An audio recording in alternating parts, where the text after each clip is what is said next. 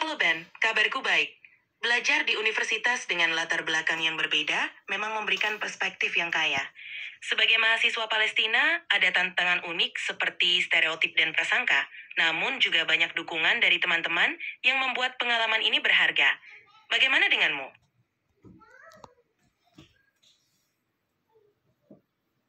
Halo juga, menarik mendengar tentang pengalamanmu. Sepertinya ada banyak nuansa dalam berinteraksi dengan orang-orang dari latar belakang berbeda. Bagaimana denganmu? Apakah kamu juga merasakan hal serupa sebagai mahasiswa Israel? Ya, interaksi dengan berbagai latar belakang memang memperkaya pengalaman. Bagaimana kamu melihat hal itu sebagai mahasiswa Israel?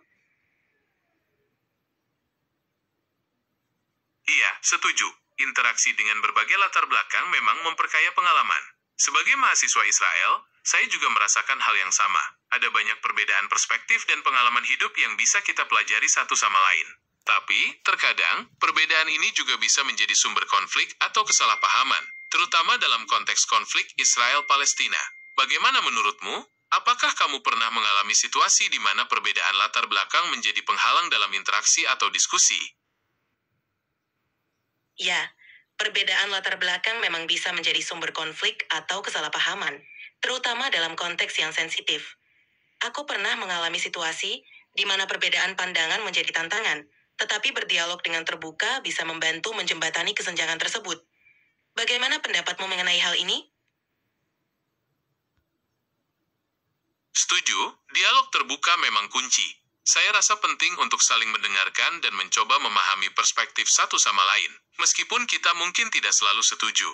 Berbicara tentang konflik Israel-Palestina, apakah kamu merasa ada harapan untuk menemukan solusi damai? Tentu ada harapan untuk solusi damai. Meskipun tantangannya besar, dialog terbuka dan saling memahami adalah kunci. Harapan selalu ada jika kedua belah pihak mau berkomunikasi dan mencari jalan tengah. Apa pandanganmu? Saya setuju, dialog terbuka dan saling memahami adalah kunci. Namun, sebagai mahasiswa Israel, saya juga melihat banyak tantangan dalam mencapai solusi damai. Salah satunya adalah kurangnya kepercayaan antara kedua belah pihak. Bagaimana menurutmu tentang hal ini? Apakah kurangnya kepercayaan ini menjadi hambatan utama dalam mencapai perdamaian? Kurangnya kepercayaan memang hambatan besar. Namun dengan langkah-langkah kecil, seperti membangun dialog dan mengedepankan empati, kepercayaan bisa perlahan dibangun. Apa kamu juga melihat potensi untuk memperbaiki kepercayaan ini? Tentu, saya juga melihat potensi untuk memperbaiki Bagus. kepercayaan Dengan ini. upaya bersama Langkah- dan keterbukaan, kita bisa membangun kepercayaan secara bertahap. Ada harapan untuk masa depan yang lebih baik. Saya setuju, dengan upaya bersama dan keterbukaan, kita bisa membangun kepercayaan secara bertahap. Ada harapan untuk masa depan yang lebih baik. Selain membangun kepercayaan, apa saja yang bisa kita lakukan sebagai mahasiswa untuk berkontribusi pada perdamaian? Mungkin kita bisa terlibat dalam proyek-proyek kolaborasi atau inisiatif yang bertujuan untuk mempromosikan pemahaman dan toleransi. Bagaimana menurutmu? Itu ide yang bagus. Sebagai mahasiswa, kita bisa berkontribusi dengan mengikuti proyek kolaborasi, mengadakan diskusi terbuka, dan mempromosikan toleransi.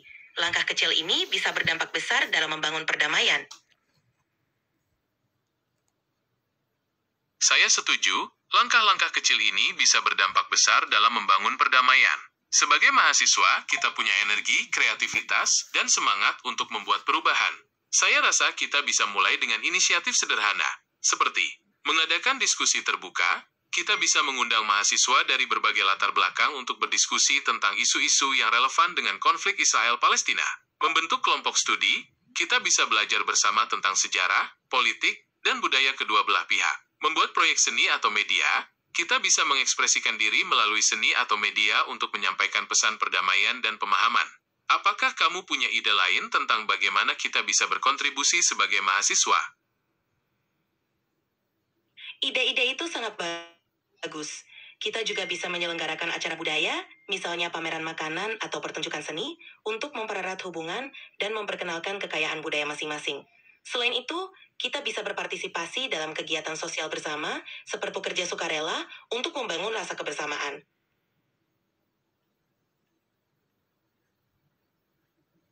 idemu sangat bagus. Saya rasa acara budaya dan kegiatan sosial bersama bisa menjadi cara yang efektif untuk mempererat hubungan dan membangun rasa kebersamaan. Bayangkan, kita mengadakan festival budaya di mana mahasiswa dari kedua belah pihak bisa memamerkan makanan tradisional, tarian, musik, dan seni mereka. Ini akan menjadi kesempatan yang bagus untuk saling belajar tentang budaya dan tradisi masing-masing. Selain itu, kita juga bisa berpartisipasi dalam proyek sukarela yang bermanfaat bagi masyarakat. Misalnya, kita bisa membantu membersihkan lingkungan, mengajar anak-anak, atau memberikan bantuan kepada orang-orang yang membutuhkan.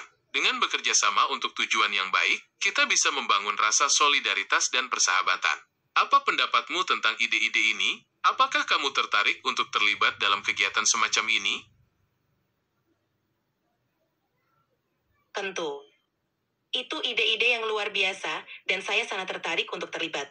Mengadakan festival budaya dan proyek sosial bersama pasti akan mempererat hubungan serta membangun solidaritas. Langkah-langkah seperti ini bisa membawa perubahan positif. Saya setuju, ide-ide itu luar biasa dan saya sangat tertarik untuk terlibat. Mengadakan festival budaya dan proyek sosial bersama pasti akan mempererat hubungan serta membangun solidaritas. Langkah-langkah seperti ini bisa membawa perubahan positif. Mari kita mulai merencanakan langkah-langkah konkret. Bagaimana kalau kita mulai dengan membentuk kelompok kecil dari mahasiswa Israel dan Palestina yang tertarik untuk terlibat dalam inisiatif ini? Kita bisa mendiskusikan ide-ide lebih lanjut, membagi tugas, dan mencari dukungan dari pihak universitas atau organisasi terkait. Apa pendapatmu? Itu ide yang sangat baik. Membentuk kelompok kecil adalah langkah awal yang konkret. Dengan begitu, kita bisa mulai merencanakan kegiatan dan mencari dukungan. Mari kita wujudkan inisiatif ini bersama. Itu ide yang sangat baik. Membentuk kelompok kecil adalah langkah awal yang konkret. Dengan begitu, kita bisa mulai merencanakan kegiatan dan mencari dukungan. Mari kita wujudkan inisiatif ini bersama. Bagaimana kalau kita mulai dengan membuat grup diskusi online, misalnya di platform seperti WhatsApp atau Telegram? Kita bisa menggunakan grup ini untuk bertukar ide, mengatur pertemuan, dan mencari informasi lebih lanjut. Apa pendapatmu? Itu ide yang tepat. Membuat grup diskusi online bisa menjadi langkah awal yang efektif untuk bertukar ide dan mengatur pertemuan. Mari kita mulai. Saya setuju, membuat grup diskusi online bisa menjadi langkah awal yang efektif untuk bertukar ide dan mengatur pertemuan. Mari kita mulai. Bisakah kamu membuat grup WhatsApp atau Telegram dan mengundang teman-temanmu? Atau, mungkin kamu punya platform lain yang lebih nyaman untuk digunakan? Tentu, saya bisa membuat grup di WhatsApp atau Telegram. Kita bisa mulai mengundang teman-teman yang tertarik. Mari kita pilih platform yang paling nyaman untuk semua. WhatsApp atau Telegram sama bagus. Terserah kamu mau pilih yang mana. Baik, kita bisa mulai dengan WhatsApp. Saya akan membuat grup dan mengundang teman-teman. Mari kita mulai perjalanan ini bersama. Baiklah, saya akan membuat grup WhatsApp dan mengundang teman-teman. Mari kita mulai perjalanan ini bersama. Bagus, mari kita lanjut dan wujudkan rencana kita.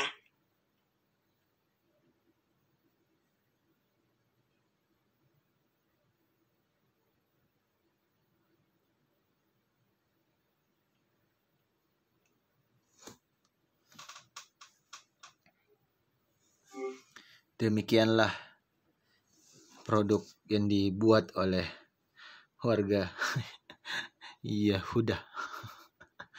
Ini siapa yang bikin ini? Wah, pokoknya produk Amerika ini. Dua-duanya diskusi.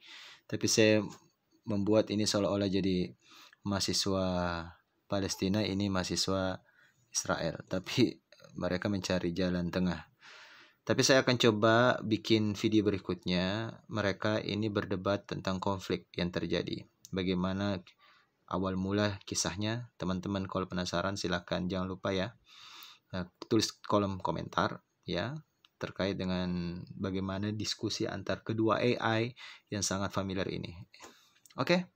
Jangan lupa subscribe channel ini ya. Terima kasih.